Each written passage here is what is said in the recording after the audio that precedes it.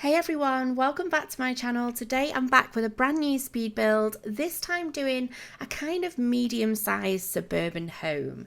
But first off, I just wanted to say a massive thank you for all your warm messages and comments on my last video, just kind of welcoming me back. And honestly, I really needed those messages this weekend because boy am I feeling sorry for myself. So I think I explained in the last video just how sick everybody's been recently, and my husband, I think, was really sick with norovirus the last time I posted, which was a couple of days ago. And since then, my son's come down with it, and my other son's been sick, and I've just been like this hot and cold shivering wreck. So overall, this weekend has just not been a good weekend. It's been a complete write-off, but I am determined to just carry on and soldier on through in the hope that at some point we'll all get better and everything will be happy again.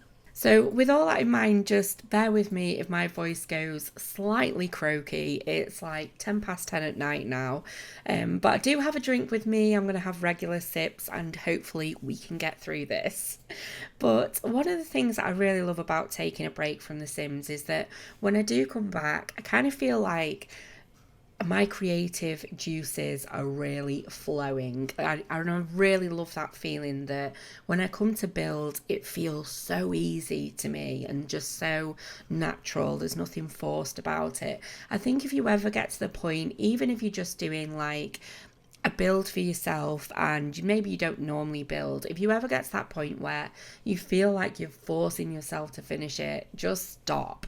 Just stop building, because it's just not the best kind of zone to be in when you're trying to be creative. And when I've done quite a long stint at The Sims, like last year, I did something like 6 months solid of building. I do get to that point with certain builds where it's kind of a bit like builder's block, and you just kind of feel a bit stuck as to what to do. And it happens quite often, it does happen a lot with builders or anyone really who's creative, whether you're a writer or an artist or whatever it may be. So it's always really good to take a break. But with this particular house, I knew that I wanted to build over in Willow Creek. I knew that I wanted to build on a 30 by 20 lot and do some kind of medium-sized house, because I really love building huge mansions, but every now and then I do like to build just a nice sized home which is a little bit more realistic for kind of gameplay. It's more manageable. So I wanted to create something that was another suburban home that was just really pretty and just set in a really nice neighborhood and just had a really nice feel to it. So I decided to do something that had a lot of light tones, and ordinarily with builds, I don't really have a clue about what colours I'm going to use or how it's going to eventually look. For instance, the last build that I uploaded, I actually built that in Brindleton Bay, but by the time I'd finished with it, really it was like a Tudor style house and it looked so much better in Windenburg. So it's just when you start building, it kind of evolves over time. But I knew with this particular build, I wanted to build something that just looked really kind of pretty and was just very nice and light in tone. So something that went really, really well for kind of like a spring type feel. So this is Finlow Hill. It's a 3-bed, 3-bathroom build set on a 30 by 20 lot in Willow Creek, and it comes in at 148,000 simoleons. So it wasn't done to a budget and it wasn't using any restricted packs.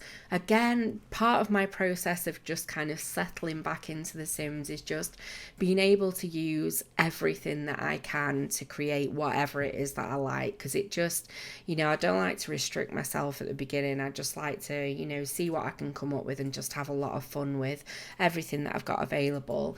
And I know sometimes it can be frustrating, especially if you don't own all the packs, but I always say that I never use CC, and I know a lot of creators do. So one of the things I love to do is just to be able to utilize all the packs that I've got.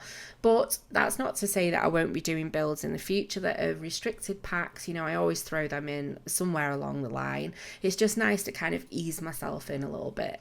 So this house wasn't done in any particular style. It's just literally, it's not traditional, it's not modern. It's the interior is done very much like the last house, just a real nice family type vibe using kind of just modernish furniture, but nothing too modern, if that makes sense. It's kind of like an in-between.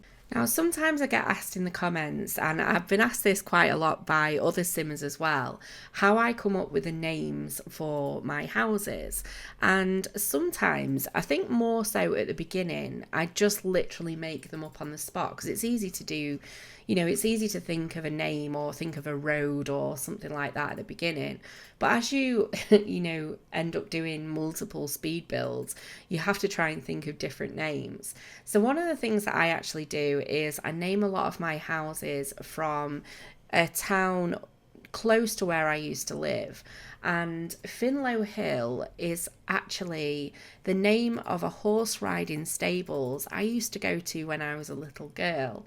Now, I didn't actually realise this, funnily enough, because sometimes what I do is I go onto Google Maps and I will zone in down near where I used to live and I'll have a little look at the road names, and it's just a simple way to find, some nice pretty names. If I see a name that looks pretty, then I'll use that name.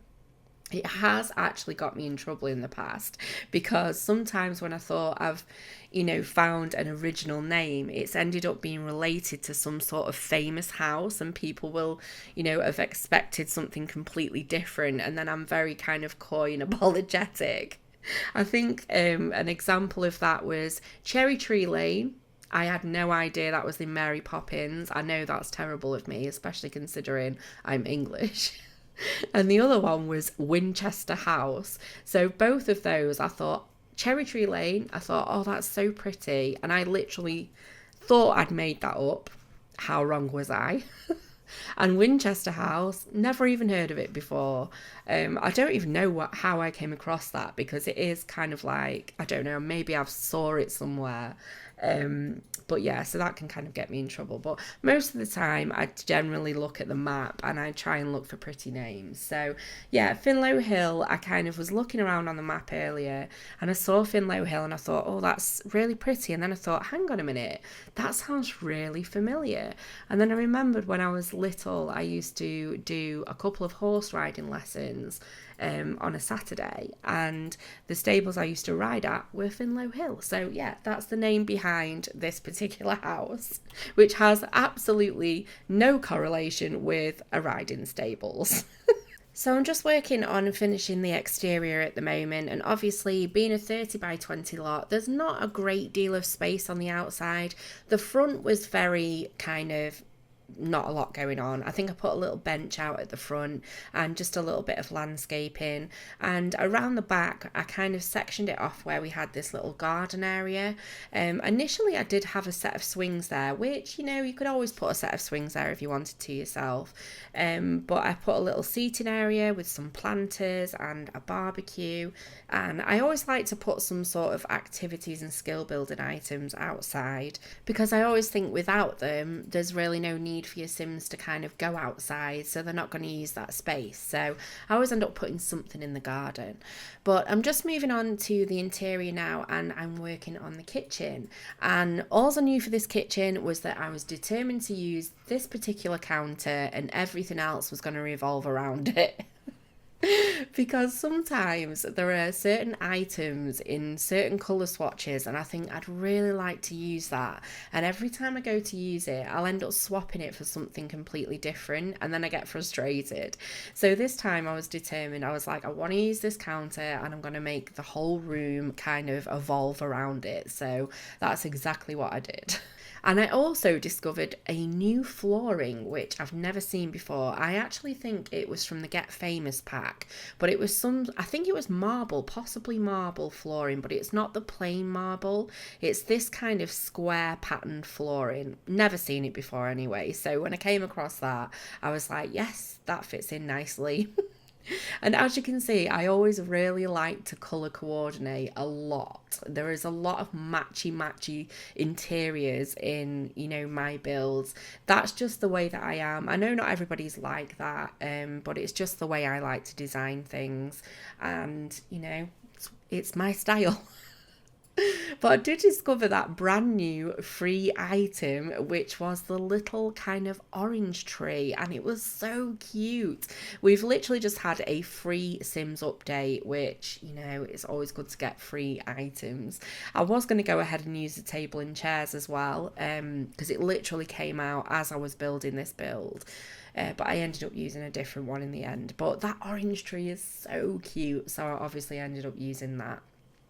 But over here is the living area, and this is probably like the main living area. This isn't a huge house, so we've only really got the one main reception room, and in it I fill it with pretty much everything that you need in a main living area. So we've got the huge TV and the seating areas, as well as I think I put an easel in the corner as well. I also decided to go back in and add quite a few items for pets throughout the house. So we've got the pet bowl, which I just placed in the kitchen, and then there's also some scratching posts, as well as pet beds and all that kind of stuff. I thought it'd be really nice to have a nice kind of this. I think this house would be really nice for sort of a starter family, or even just a smaller sized family that are maybe a bit more established and have a little pet, you know, cat or dog.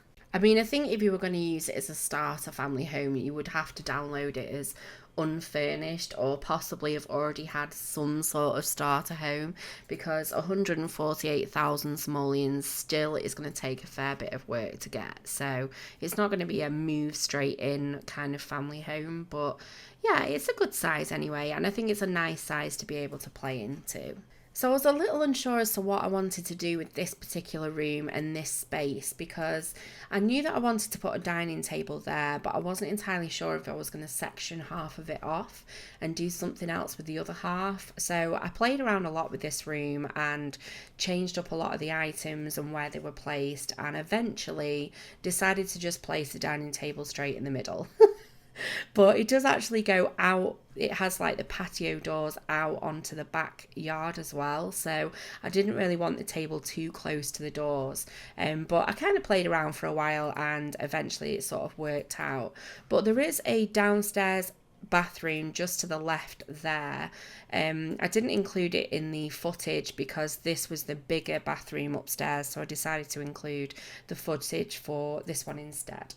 But I hope you're all having a fantastic weekend, and certainly one that's much healthier and happier than mine so far. But I'm just really hoping that after tonight everyone feels a lot better in the morning, because I actually need to travel tomorrow down to a reptile shop in my neighbouring town, because some of you may know, if you followed my channel for a while, I do actually have a little pet snake, a corn snake called Rose, and she's nearly 6 months old now, so she's ready for an upgrade on her tank.